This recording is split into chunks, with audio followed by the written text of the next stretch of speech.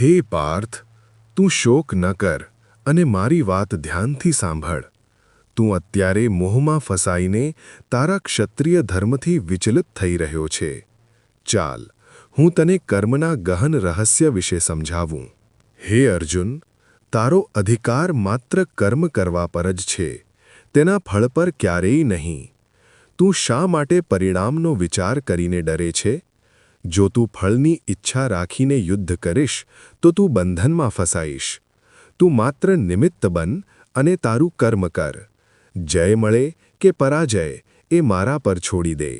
હે કૌંતેય, જે મનુષ્ય રાગ અને દ્વેષથી મુક્ત થઈને પોતાનું કાર્ય કરે છે તેને જ સાચો યોગી કહેવાય. તું તારા મનને સ્થિર કર. તારા આ યુદ્ધને સ્વાર્થ માટે નહીં પણ ધર્મની સ્થાપના માટેની એક સેવા સમજીને કર. જ્યારે તું ફળની આશા છોડી દઈશ ત્યારે જ તને પરમ શાંતિ મળશે. જો તું એમ વિચારતો હોય કે યુદ્ધ ન કરવું એ પુણ્ય છે તો તું ભૂલે છે. એક ક્ષત્રિય માટે ધર્મયુદ્ધથી શ્રેષ્ઠ બીજું કંઈ નથી. બીજાના માર્ગે ચાલવા કરતાં પોતાનું કર્તવ્ય એટલે કે સ્વધર્મ, ભલે તેમાં મુશ્કેલી હોય પણ તેનું પાલન કરવું જ શ્રેષ્ઠ છે. તારા માટે અત્યારે આતતાઈઓ સામે શસ્ત્ર ઉઠાવવું એ જ તારો ધર્મ છે. હે સવ્યસાચી, તું સુખ અને દુઃખ, લાભ અને હાનિ તેમજ વિજય અને પરાજયને સમાન સમજ.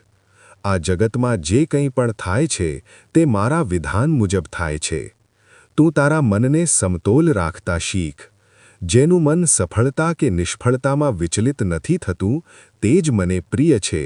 અંતે હે પાર્થ, તું સર્વ ધર્મોનો ત્યાગ કરીને માત્ર મારી શરણમાં આવી જા.